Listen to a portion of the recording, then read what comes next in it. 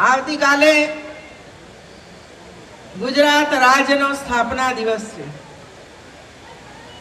એનો અર્થ એ થયો કે આવતીકાલે આપણા ગુજરાતનો જન્મ દિવસ છે।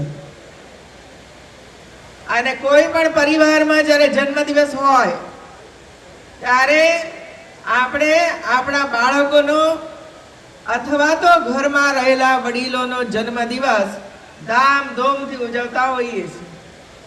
એમ આપણે પણ નક્કી કર્યું કે આપણું ગુજરાત રાજ્ય 1960માં 1 મે નવું બન્યું અને એટલે સ્વાભાવિકપણે આપણને સૌને ઈચ્છા થાય કે આપણા ગુજરાતનો પણ જન્મદિવસ આપણે ઉજવવો જોઈએ। અને એટલે જ્યારે નરેન્દ્રભાઈ મોદી આપણા રાજ્યના મુખ્યમંત્રી હતા ત્યારથી શરૂ કરીને સતત દર વર્ષે 1 મેની ઉજવણી આપણે કરતા આવ્યા છીએ। આ વખતે આપણે નિર્ણય કર્યો કે 1 મેની ઉજવણી અમારા આદિવાસી ભાઈ બહેનોની વચ્ચે કરીએ અને એટલે છોટાઉદેપુર જિલ્લો પસંદ કરવામાં આવ્યો। અને આજે સ્થાપના દિનની પૂર્વ સંધ્યાએ જ્યારે આટલી વિશાળ સંખ્યામાં મારી માતાઓ ઉપસ્થિત છે અને આપ સૌને મળવા માટેનો આ એક સુંદર તક મને પ્રાપ્ત થઈ છે।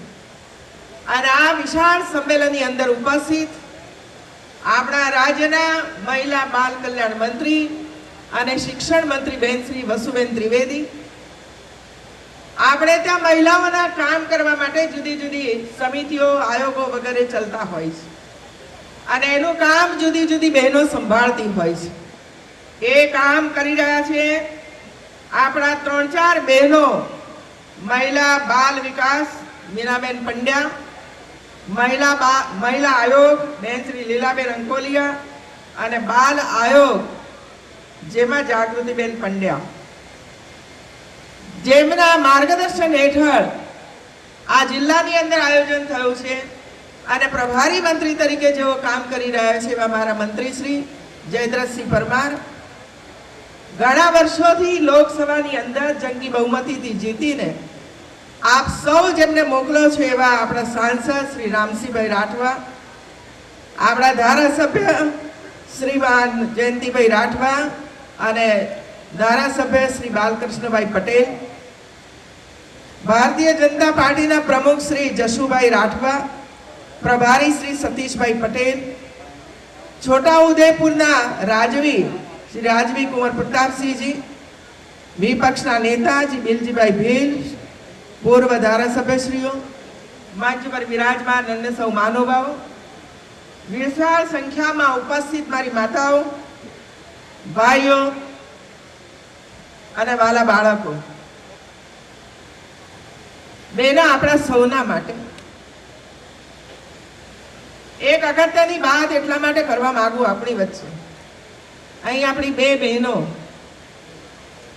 એક વર્મી કમ્પોઝ દ્વારા કેવી રીતે ખેતી થઈ શકે છે અને એનાથી અમને કેટલો લાભ થયો છે એની વાત આપણી 2 બહેનો કરતી હતી। જે બીજી બેન સ્ટેજ ઉપર આવી અને એને પણ પૂરો પ્રયાસ કર્યો પોતાની વાત આપણા બધાની મૂકવા માટેનો। એના પછી એ મારી પાસે આવી। બેનો સાંભળી લેજો એના શબ્દો। મારી પાસે આવીને એને એમ કહ્યું કે બેન માફ કરજો, હું બહુ ભણેલી છું નહીં અને એટલે મને વાંચવામાં તકલીફ પડી છે। બેનો આપ બધા સમજી શકો છો કે આજથી 30-35 વર્ષ પહેલા શિક્ષણનું મહિલાઓ માટે જે સ્તર હતું અને એ સમયની અંદર દીકરીઓને ભણવા માટેની કોઈ આયોજન, કોઈ વ્યવસ્થાઓ, કોઈ જાગૃતિ લાવવા માટેનો કોઈ પ્રયાસ ન થયો અને એને કારણે આજે 25-30 વર્ષની થી મોટી ઉંમરની બહેનોને આ તકલીફ પડે એવું સ્વાભાવિક જાણું છું મિત્રો। પણ એણે જે હિંમત બતાવી છે વાંચવા માટેની, એ હિંમતને હું બિરદાવું છું બહેનો, એની હિંમતને હું બિરદાવું છું। અને એને પોતે સ્વીકાર કર્યો કે જો હું પણ ભણી ગણીને તૈયાર થઈ હોત આજથી 30 વર્ષ પહેલા, તો તમે બોલો છો એ જ રીતે હું પણ ફટફટ આવીને અહીં ગુજરાતીમાં બોલી શકી હોત, પરંતુ એને સંકોચ થાય છે બહેનો. અને એટલા માટે બહેનો ભાઈઓ, જ્યારે હું શિક્ષણ મંત્રી બની ત્યારે અનેક એવી બહેનો હતી કે જેમનું એજ્યુકેશન શિક્ષણ નહોતું થયું, અને એટલે જ પહેલી શરૂઆત આપણે કન્યાઓનું શિક્ષણ થવું જોઈએ ત્યાંથી કર્યું છે. અને 2002 ના સાલથી સંપૂર્ણ ગુજરાતની અંદર ગામડે ગામડે જઈ અને દીકરી કે દીકરાને ભણાવવા માટે નો એક માહોલ, એક વાતાવરણ પૂરા ગુજરાતની અંદર બનાવ્યું. મને દુઃખ થાય છે બહેનો, અને એટલા માટે દુઃખ થાય છે કે આ સશક્ત નારી અભણ રહી ગઈ, હિંમતવાન નારી અભણ રહી ગઈ. અને અભણ રાખવાનું પાપ જો કોઈએ કર્યું હોય તો તે કોંગ્રેસે કર્યું છે બહેનો, એ કોંગ્રેસે કર્યું છે પાપ. પણ આપણે પાપ કરવા દેવા માંગતા નથી બહેનો. ગુજરાતની અંદર બાળક જન્મે ત્યાંથી માંડીને જેમ જેમ એ મોટું થતું જાય, એના જીવનની અંદર જેમ જેમ પરિવર્તન આવતું જાય, એ દરેક સ્ટેજે એને મદદ કરવા માટે આપણી સરકાર અનેકવિધ કાર્યક્રમો લઈને આપણી સમક્ષ આવી છે. અને આજે મને કહેતા આનંદ અને ગૌરવ થાય છે કે આદિવાસીનું બાળક હોય કે સમુદ્ર કાંઠે મછવારાઓના બાળકો હોય કે પછી ગરીબમાં ગરીબ કોઈ પણ વર્ગનું બાળક હોય, આજે હું દાવા સાથે અને ગૌરવ સાથે કહું છું કે મારા ગુજરાતની અંદર, આપણા ગુજરાતની અંદર આજે એક પણ દીકરી અભણ નહીં રહેવાની, એનો સંકલ્પ આપણે સૌએ સાથે મળીને કર્યો છે બહેનો. જ્યારે દરેક ઠેકાણે પ્રાથમિક શાળાઓ, માધ્યમિક શાળાઓ, ઉચ્ચતર માધ્યમિક શાળાઓ, હોસ્ટેલો, મોડેલ સ્કૂલો, આ બધું જ્યારે આપણે ઊભું કર્યું છે, ત્યારે ગુજરાતની એક પણ દીકરી કે એક પણ દીકરો હવે અભ્યાસથી વંચિત ન રહેવો જોઈએ, કે જેથી કરી મારી કોઈ બેને સ્ટેજ ઉપર આવીને એને એવું ન કહેવું પડે કે હું ઓછું ભણી છું. એ હિંમતપૂર્વક ગૌરવ સાથે એમ કહી શકે કે મારી ભાજપાની સરકારે અમને સૌને ભણાવ્યા છે અને એટલા માટે અમે આટલા બધા આગળ વધ્યા છીએ. આ ગૌરવ સાથે આપણે આખા દેશની અંદર અને આખા રાજ્યની અંદર કામ કરવું છે. મારા આવતા પહેલા આપણા પૂર્વ વક્તાઓએ વસુબેન ત્રિવેદી વગેરે તમારી સમક્ષ ઘણી બધી વાત કરી હશે બેન, પણ એક નવી વાત આપની વચ્ચે હું મૂકવા માંગુ છું. હું પણ મહિલા છું બેન, અને મહિલા હોવાને નાતે જુદા જુદા સ્તરની જુદો જુદો વ્યવસાય કરતી મહિલાઓને કયા પ્રકારની સગવડો આપવી જોઈએ, કયા પ્રકારની સમસ્યાઓ છે, પછી એ શારીરિક સમસ્યાઓ હોય, એ માનસિક સમસ્યાઓ હોય, કે આર્થિક સમસ્યાઓ હોય, કે પછી શૈક્ષણિક સમસ્યાઓ હોય, આ બધી સમસ્યાઓને દૂર કરવા માટેનું બીડું આપણી સરકારે ઝડપ્યું છે. અને એટલે જ આ વર્ષના બજેટની અંદર બેનો આપણે એક વિશેષ હોસ્પિટલ તૈયાર કરવા જઈ રહ્યા છે. અને આ વિશેષ હોસ્પિટલ એ માત્ર ને માત્ર ક્યાંય ડિલિવરી થતી હશે એ તો થાય જ છે બેનો. બાળકોના ક્યાંક ઓપરેશન કરવાની જરૂરિયાત છે તો એ આપણે કરીએ છીએ. ક્યાંક બાળકોના હોઠ તૂટેલા છે તો મફતમાં પ્લાસ્ટિક સર્જરી કરી અને બાળકને સ્વસ્થ અને સુંદર બનાવવાનું કામ રાજ્ય સરકાર કરી રહી છે. પણ આપણે ત્યાં કેટલીય બહેનો એવી છે બેનો, કેવા એવા પરિવારો છે જે અવારનવાર એમની સાથે વાતચીત કરવાની ઈચ્છા થાય છે, અવારનવાર પરિવારો મળતા હોય છે અને એની કાકલુદી પણ આપણે સાંભળતા હોઈએ છીએ. અને આવા જ પ્રસંગોને કારણે ઘરની અંદર કજિયા કંકાસ પણ થતા હોય છે. કોઈ વખતે છૂટાછેડા લેવાનો વારો પણ આવે છે. આ બધાનું કારણ શું છે મને ખબર છે. ઘરમાં બે દીકરીઓ જન્મે અને ત્રીજી દીકરી જન્મે એટલે એમ કહેવામાં આવે કે હવે અમારે દીકરો જોઈએ છે એટલા માટે બીજી પત્ની કરો. પુરુષમાં દોષ હોવા છતાં પણ દોષનો ટોપલો મહિલાઓ ઉપર નાખવામાં આવે છે બહેનો. અને એટલા માટે આપણી સરકારે અને મેં નક્કી કર્યું છે કે આવી જેટલા પણ સમસ્યાઓ છે એ સમસ્યાઓ માટે એક સ્પેશિયલ હોસ્પિટલ બનાવવી જોઈએ કે જેમાં આવા પરિવારો આવે અને એમનું શોધ સંશોધન થાય કે કેમ શા માટે સતત દીકરીઓનો જન્મ થાય છે. કોઈ એવા પરિવારો છે કે બે દીકરાઓ છે અને ઘરમાં દીકરી પણ જોઈએ છે, ઘરમાં દીકરી પણ જોઈએ છે, પરંતુ દીકરીનો જન્મ થતો નથી એટલે એની પણ ઈચ્છા અધૂરી રહી જાય છે કે મારે બે દીકરાઓ પણ દીકરી નથી આવું છે. કોઈ વખત એવું બને છે 2 ડિલિવરી 3 ડિલિવરી 4 ડિલિવરી સુધી વિકલાંગ બાળકો જન્મતા રહે છે, અંધ બાળકો જન્મતા રહે છે. તો કોઈ વખત એવું બને છે કે 4 મહિના થયા હોય 5 મહિના થયા હોય અને કસુવાવડ થઈ જાય, ફરી પાછી ડિલિવરી આવવાની હોય ત્યારે ફરી કસુવાવડ થઈ જાય. આવા અનેક પ્રસંગો બહેનો ભાઈઓ બહેનોના મુખે જ્યારે હું સાંભળતી હોઉં છું ત્યારે. અને હવે એવું નથી કે ટેકનોલોજી નથી આપણી પાસે, એવું છે. દુનિયાભરની અંદર સંશોધનો થયા છે દુનિયાભરમાં, અને આ સંશોધનના માધ્યમ દ્વારા આવા પરિવારોનો ઈલાજ કરી શકાય છે. આવા બાળકો જો ગર્ભમાં ઉછળતા હોય તો એવા બાળકોનો પણ ઈલાજ કરી શકાય છે. આવા બાળકો જો ગર્ભની અંદર માદા હોય વિકલાંગ હોય તો એનો પણ ઈલાજ કરી શકાય છે. ગર્ભમાં ઉછળતા બાળકો ને જો કોઈ રોગ હોય તો એ રોગનો ઈલાજ પણ ગર્ભની અંદર ઉછળતા બાળકનો પણ થઈ શકે છે. અને એટલા માટે આવા જે કોઈ બહેનો સગર્ભા અવસ્થાની અંદર હોય, જે પરિવારો આ પ્રમાણે બાળકોને જન્મ આપે છે પણ અંધ અને બેરા મૂંગા વિકલાંગ જન્મતા રહ્યા છે, એવા પરિવારોના માટે એક બાજુએ એવી હોસ્પિટલ હોય કે આવી માતાઓ ત્યાં જ જાય અને એમની સોનોગ્રાફીના માધ્યમ દ્વારા સારામાં સારી સેવા એની કરવામાં આવે, તો બીજી બાજુ આવા પરિવારોનો રિસર્ચ પણ થાય, સંશોધન પણ થાય અને આ થવા પાછળનું કારણ શું છે, કોના ડીએનએ ની અંદર ચેન્જ કરવામાં આવે તો બધા જ જે સમસ્યાઓ છે સમસ્યાઓને આપણે દૂર કરી શકીએ. અને એટલા માટે બહેનો ભાઈઓ આ વર્ષના બજેટની અંદર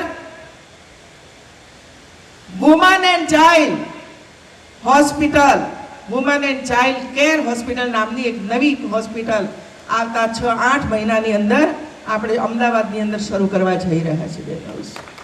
અમદાવાદની અંદર શરૂ કરવા જઈ રહી છે, જેમાં આવી સમસ્યાઓ દૂર થશે. અને જ્યાં પણ આવી સમસ્યાઓ છે ત્યાં જ ઘરની અંદર કજિયા કંકાસ થાય છે, ત્યાં જ બહેનને ઘર છોડીને જવા વારો આવે છે, ત્યાં જ બહેનને ડાયવર્સ લેવાનો વારો આવે છે. અને એટલા માટે એક મહિલા તરીકે હું એ વિચાર જરૂર કરવું જોઈએ કે આવી સમસ્યાઓને પણ ઓછામાં ઓછી સમસ્યાઓ કેવી રીતે દૂર કરી શકાય, ઓછામાં ઓછી રીતે બહેનોને પીડિત હોય એવી બહેનોને આવી સમસ્યાઓથી મુક્ત થાય એના માટેનો પ્રયાસ કેવી રીતે કરી શકાય, એટલા માટે આપણે આ કામનું આયોજન કર્યું છે.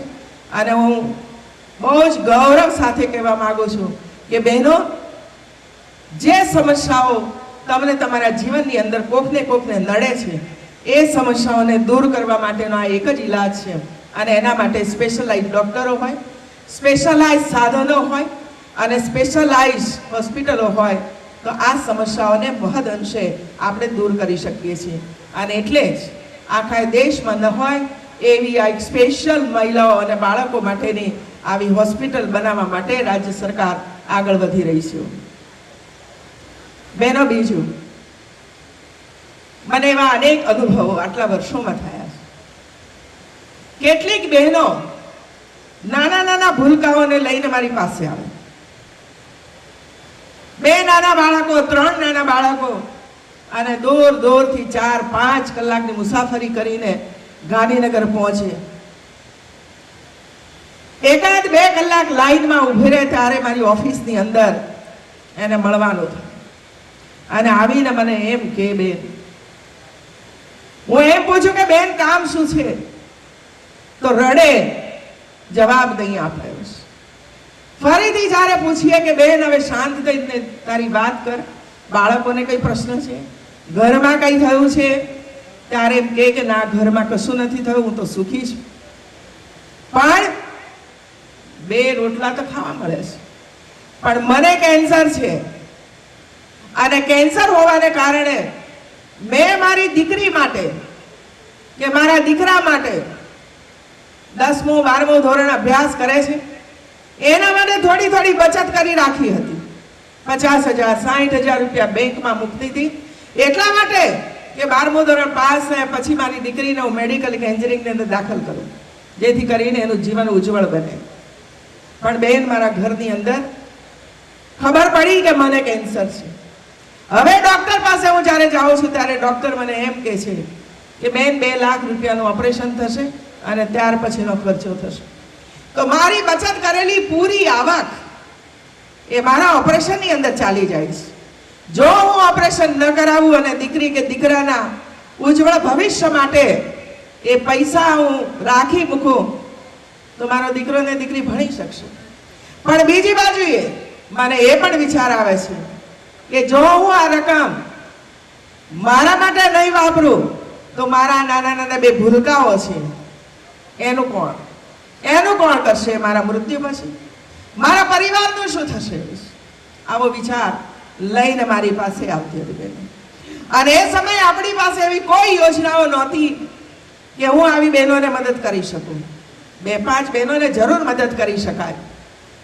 અને એટલે બહેનો, એ જ વખતે મારા મનમાં એક વિષય, મારા મન વિચાર કરવા લાગ્યું કે ભાઈ, આપણી સરકાર રોડ માટેનો પ્રયાસ કરે, ક્યાંક નાળા બનાવવા માટેનો પ્રયાસ કરે, ક્યાંક શાળાઓ આપણે આપીએ, ક્યાંક કોલેજો પણ અપાય, ક્યાંક પાણીની વ્યવસ્થા સુંદર મજાની થાય. પરંતુ આવી જે માતાઓ છે, આવા જે પરિવારો છે, જે મધ્યમ વર્ગના પરિવારો છે, ગરીબ વર્ગના પરિવારો છે, અને એના ઘરની અંદર એકાએક જો આવા સંકટો આવી જાય તો એ કરશે શું? અને પોતાની રહેલી બચત જો એના હેલ્થની અંદર, એના આરોગ્યની અંદર વાપરી નાખે તો પછી એના બાળકોનું શું? આવા વિચારો મારા મનની અંદર ચાલે. અને અંતે આપણે નિર્ણય કર્યો કે ગુજરાતની કોઈ પણ બેન જો કેન્સરથી પીડિત હશે તો એની તમામ સારવાર કરવાનો ખર્ચ આપણી સરકાર ઉઠાવશે. આપણી સરકાર ઉઠાવશે. કોઈ પણ પરિવાર, કોઈએ પણ આવકનું સર્ટિફિકેટ લાવવાની આવશ્યકતા નથી. આપ નજીકની હોસ્પિટલમાં જાઓ, ત્યાં સ્ક્રીનિંગ કરાવી લો, અને સ્ક્રીનિંગ કરાવ્યા પછી જો ડોક્ટર એમ કહેશે કે તમને કેન્સર છે અથવા નથી, અને જો એમ કે કેન્સર છે એવી શંકા છે તો સોનોગ્રાફી કરવામાં આવશે.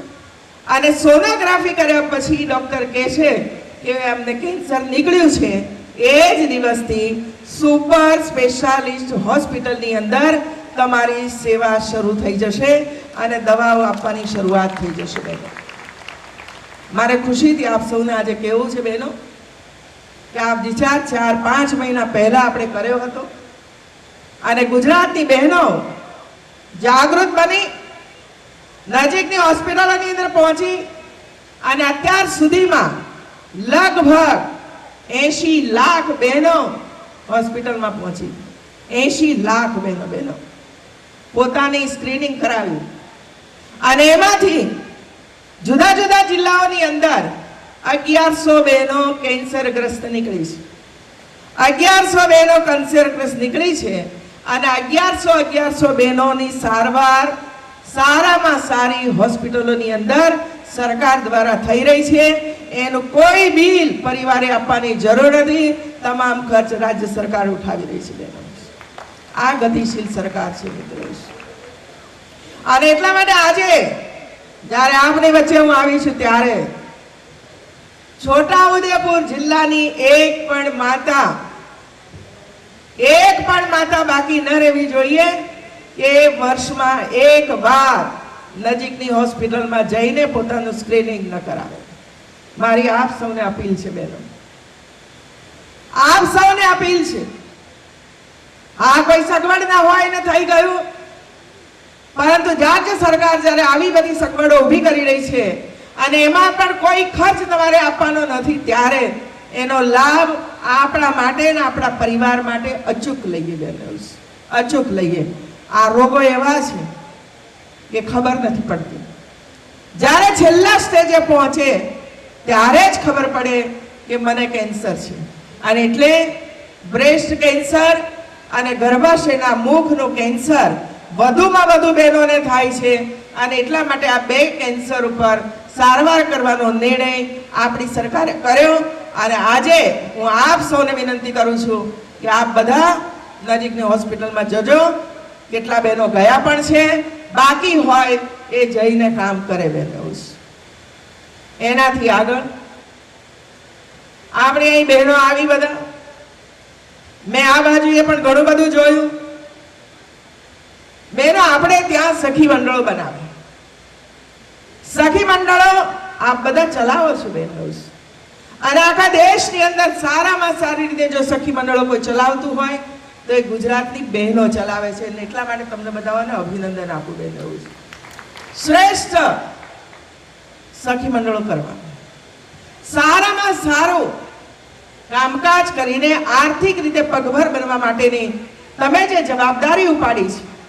આજે આપણા બે સખી મંડળોને, એક સખી મંડળને 5 લાખ રૂપિયા અને એક બીજા સખી મંડળને 1 લાખ રૂપિયા અહીં મારા હસ્તે અપાવ્યા છે બહેનો. કેટલી સુંદર કામગીરી આપ સૌ કરી રહ્યા છો. આ બહેનોમાં રહેલું કૌશલ્ય પહેલા હતું ભાઈ 20-25 વર્ષ પહેલા. ભાજપાની સરકાર આવ્યા પછી આ બધું કૌશલ્ય આવી ગયું નથી.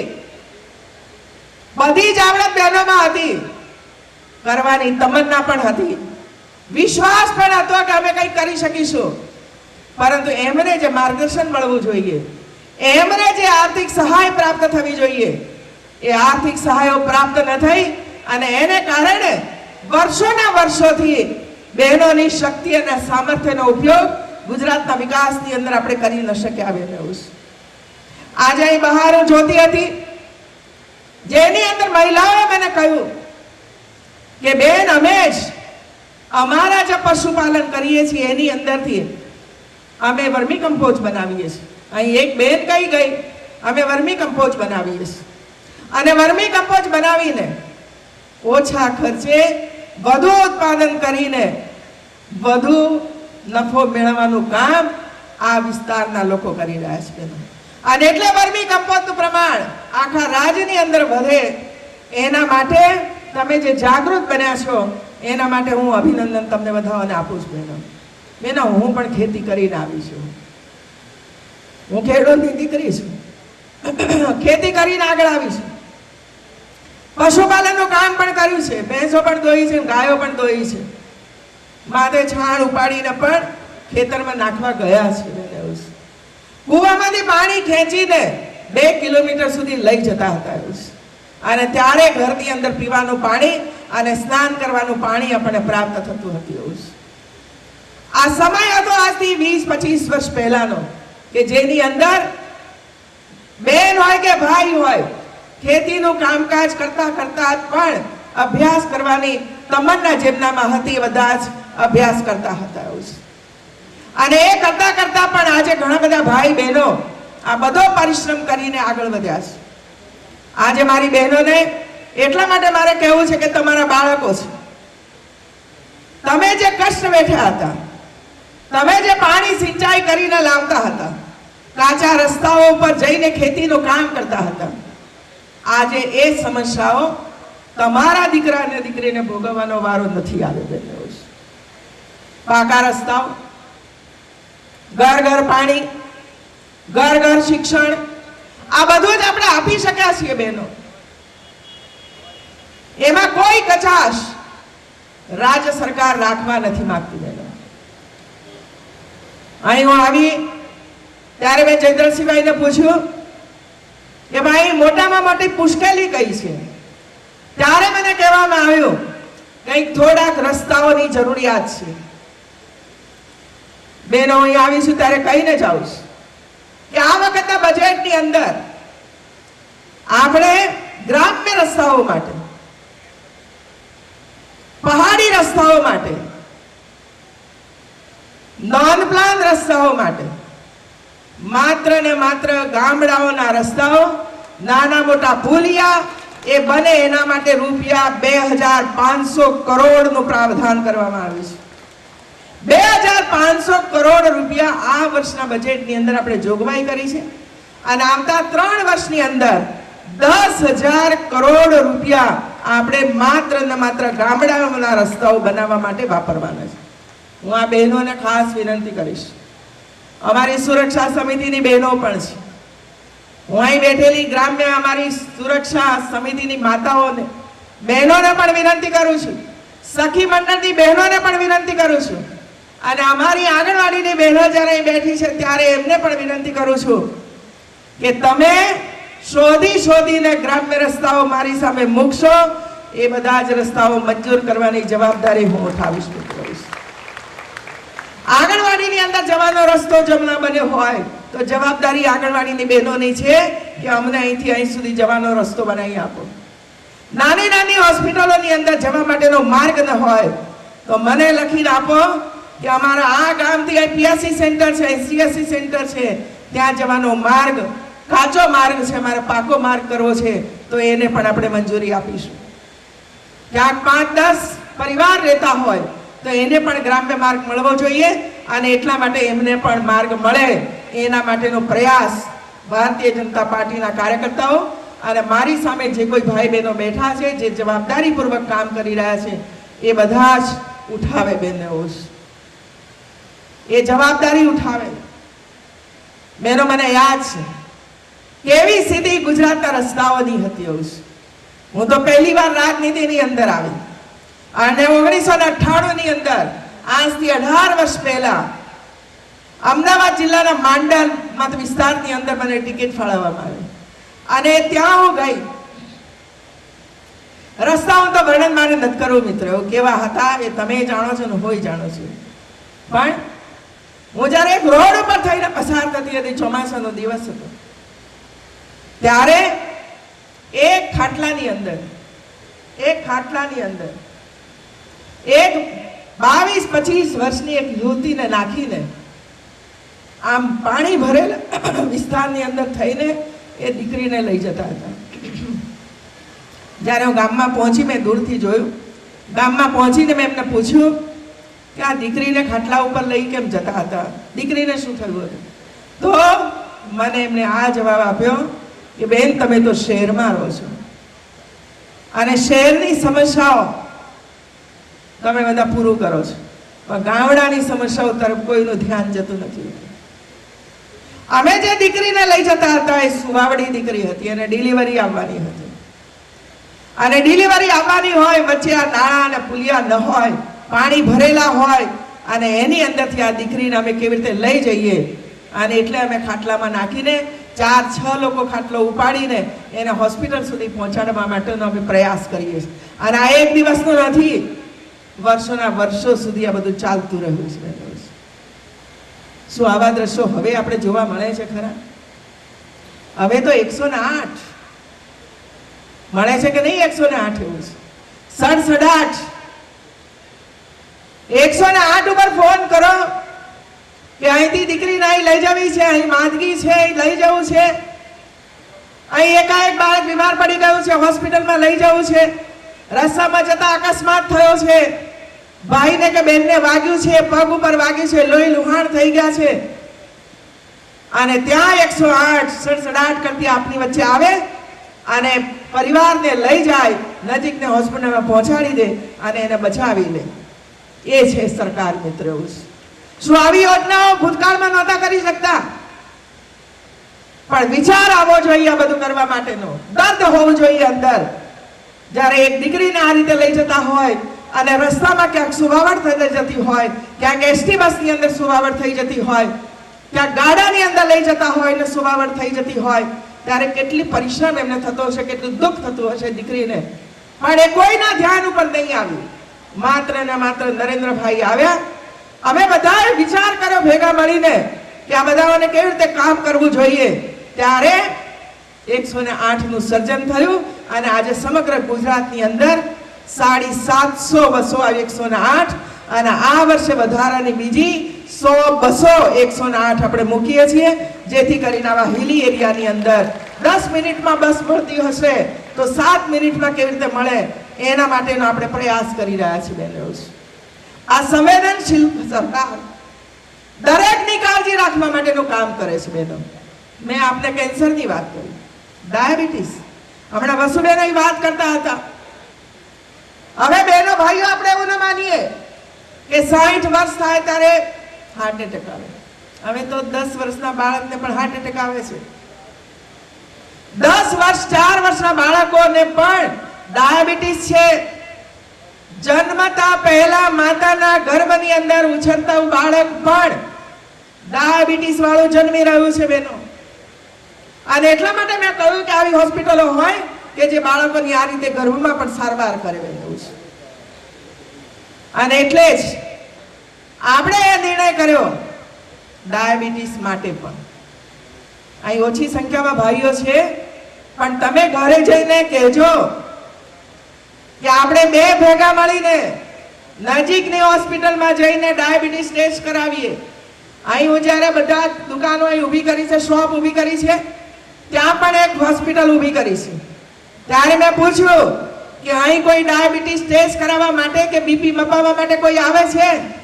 ત્યારે એમને એમ કહ્યું હા આવે છે, ને અમે હમણાં જ મેડિકલ કેમ્પ કર્યો જેની અંદર આ બધા આવ્યા મિત્રો છે. તો ડાયાબિટીસ ત્યારે જ ખબર પડે કે જ્યારે આંખોનું તેજ જતું રહે, દેહ જોવાનું ઓછું થઈ જાય,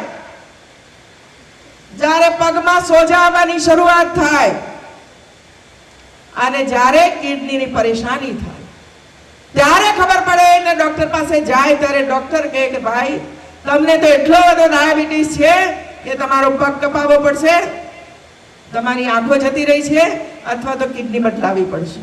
આ સ્થિતિ પહોંચે ત્યારે પરિવારનું શું થતું હશે એનો વિચાર આપ કરી શકો છો બહેનો. અને એટલા માટે ભાઈઓ અને બહેનો આપણે એ પણ સાથે સાથે નિર્ણય કર્યો કે ગુજરાતનો કોઈ પણ ભાઈ કે બહેન નજીકની હોસ્પિટલમાં જઈને ડાયાબિટીસ ટેસ્ટ પણ કરાવે.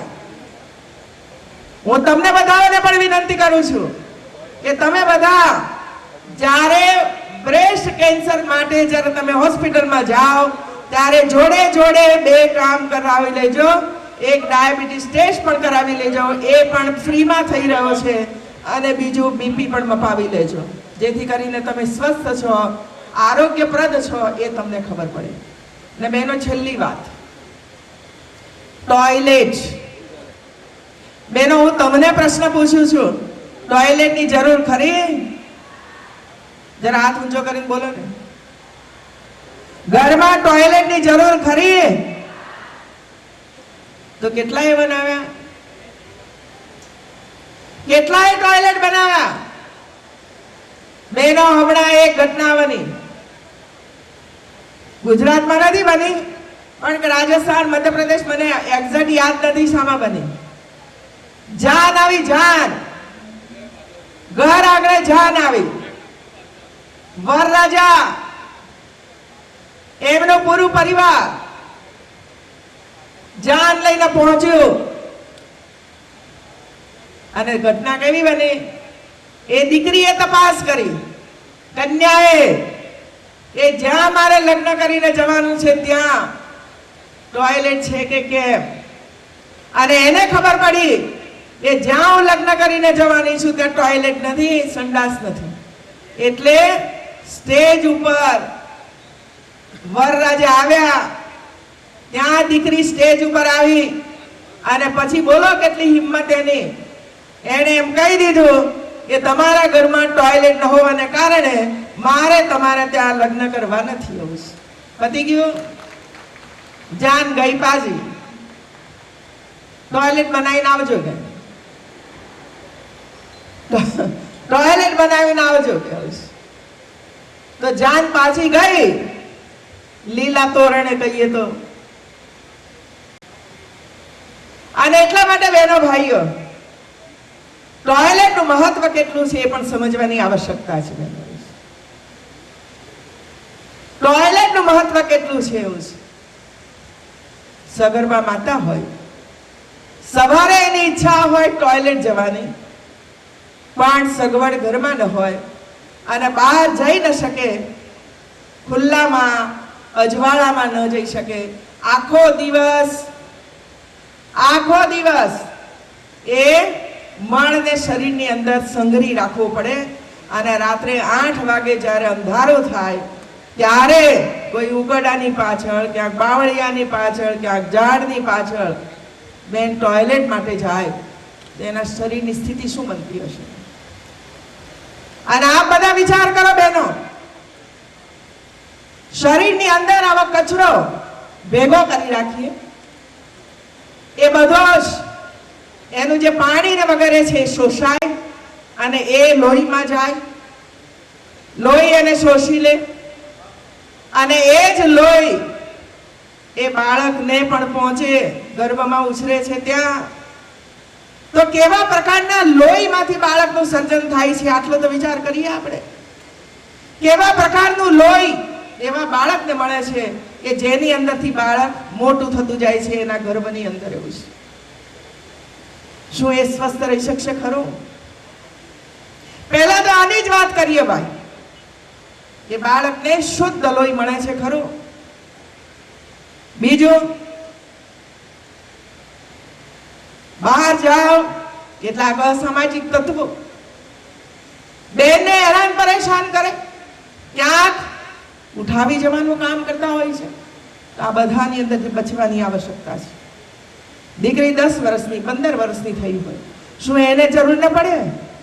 તમે તો ભોગવી લીધું બહેનો, પરંતુ આજે દીકરી હવે શાળાની અંદર જતી થઈ છે, આજે દીકરી કોલેજોની અંદર જતી થઈ છે, એ પણ શીખવા માંડી છે. એને પણ ઈચ્છા થાય છે કે મારા ઘરની અંદર ટોયલેટ હોય, બાથરૂમ હોય તો સ્વચ્છ રહી શકું છું. અને એટલા જ માટે રાજ્ય સરકારે, અને હું તો આભાર માનીશ નરેન્દ્રભાઈ મોદીનો, કે એમણે 2014ની 2 ઓક્ટોબરના દિવસે જાહેર કર્યું કે આખા દેશની અંદર સ્વચ્છતા માટેનો પ્રયાસ કરીએ, ટોયલેટ બનાવવા માટેનો પ્રયાસ કરીએ. અને બહેનો, તમારા સૌના પ્રયાસોથી અહીં જો બહેનો બેઠી હોય, ખાસ કરીને સરપંચ બહેનો, એ સરપંચ બહેનો તો આગેવાની લે, જાગૃતિ લાવવા માટેનો પ્રયાસ કરે અને ઘરની અંદર ટોયલેટ બને એના માટેનો પ્રયત્ન કરે. આપણા આ 2 વર્ષના ટૂંકા ગાળાની અંદર કેટલા ગામડામાં પહોંચ્યું? 6000. આટલા ટૂંકા ગાળાની અંદર 6000 કરતા વધારે ગામડાઓની અંદર 100% ટોયલેટનું કામ રાજ્ય સરકારે પૂરું કર્યું છે. અને જેટલી નગરપાલિકાઓ, જેટલા મહાનગરો ગુજરાતની અંદર છે એ બધાની અંદર તો 100% ટોયલેટ બનાવવાનું કામ પૂર્ણ કરી દીધું છે. તો આપણે તેજ ગતિથી આગળ વધવું છે બહેનો, અને તમારા સહકારથી આગળ વધવું છે. તમે પોતે જ આગેવાની લો તમારા ઘરની અંદર કે મને 2 મહિનામાં ટોયલેટ મારા ઘરમાં નહીં બને તો એના પછી રોટલા પાણી બંધ. બીજું શું? તમને બધાને ખબર છે, હું એક ઘટના કહું. આપણો દેશ આઝાદ બન્યા પછી તરત જ આપણને બધાને મતદાન કરવાનો અધિકાર પ્રાપ્ત થયો હતો. આપણે કોઈ આંદોલન કરવું નથી પડ્યું કે અમને પણ મતદાન કરવાનો અધિકાર મળવો જોઈએ. આપણા વડવાઓ એ બધાએ નક્કી કર્યું પુરુષ અને સ્ત્રીનો સમાન અધિકાર હોવો જોઈએ, અને એટલા માટે પુરુષને મતદાન કરવાનો અધિકાર છે તો મહિલાઓને પણ મતદાન કરવાનો અધિકાર મળવો જોઈએ. પણ બહેનો, અમેરિકા જેવો દેશ એની અંદર મહિલાઓને મતદાન કરવાનો અધિકાર નહોતો. એકલા પુરુષો જ મતદાન કરતા હતા, અને એટલે મહિલાઓએ આંદોલન શરૂ કર્યું કે અમને પણ મતદાન કરવાનો અધિકાર મળવો જોઈએ. એમના આંદોલનો ચાલતા રહ્યા, કોઈ ઉકેલ ના આવ્યો. આખરે બહેનો કંટાળી અને એમને એમ થયું કે હવે શું કરીએ કે જેથી કરીને આ બધા પુરુષો આપણને મતદાન કરવા માટેનો અધિકાર આપે. અને એમાં આપણી વૃદ્ધ માતાઓ પણ હતી. એ બધાએ ભેગા મળીને નક્કી કર્યું. શું નક્કી કર્યું?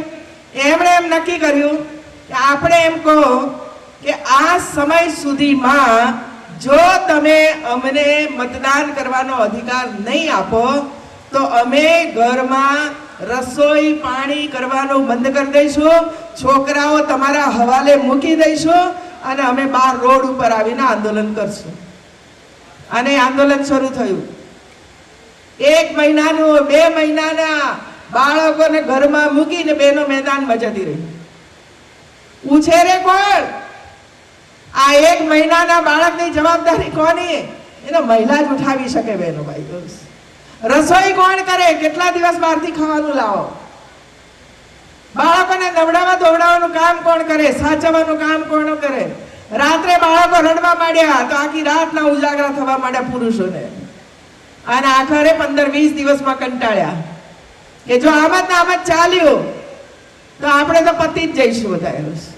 અને એટલા માટે બધા ભેગા મળ્યા અને ભેગા મળ્યા પછી નિર્ણય કર્યો કે ભાઈ મહિલાઓને મતદાન કરવાનો અધિકાર આપવો પડશે. અને ત્યારથી અમેરિકાની અંદર મહિલાઓને મતદાન કરવાનો અધિકાર પ્રાપ્ત થયો. ક્યારે? બેને કહી દીધું કે અમે આ બાળ ઉછેર ફૂરે બધું અમે નથી કરવાનું, કરો તમે. બેનો ઘરમાં પણ આપણે કોઈ વખત આવું કરવું પડે, રીસાવવું પડે કે આજે રહેવા દો ને, ટોયલેટ બનાવતા નથી એટલા માટે હું નહીં કરું, રસોઈ નહીં કરું, છોકરાઓને આજે નહીં નવડાવું, આમ નહીં કરું. આવું થોડું કરશો તો તમારા ઘરવાળા થોડા પીગળશે અને કહે છે હાલ હવે 1 મહિના પછી આપણે કરીશું.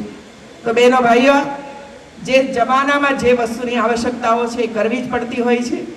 અને એટલા માટે આપ સૌને મારી વિનંતી છે અને હું આશા રાખીશ કે જ્યારે સ્થાપના દિનની આપણે ઉજવણી કરી રહ્યા છીએ ત્યારે હું ઈચ્છા એટલા માટે વ્યક્ત કરું છું કે આટલી મોટી સંખ્યાની અંદર જ્યારે મારી માતાઓ ઉપસ્થિત થઈ છે ત્યારે તમે સૌ સંકલ્પ કરો કે આજે અમે એવો સંકલ્પ કરીએ છીએ કે સૌથી પહેલા છોટાઉદેપુર જિલ્લો 100% ટોયલેટ બનાવીને પૂરા ગુજરાતની અંદર સર્વપ્રથમ રહેશે. કરો છો આવો સંકલ્પ? કરો છો? તો હાથ ઊંચો કરીને મને હા પાડે બધા જ કે અમે સંકલ્પ કરીએ છીએ. જે કઈ થોડા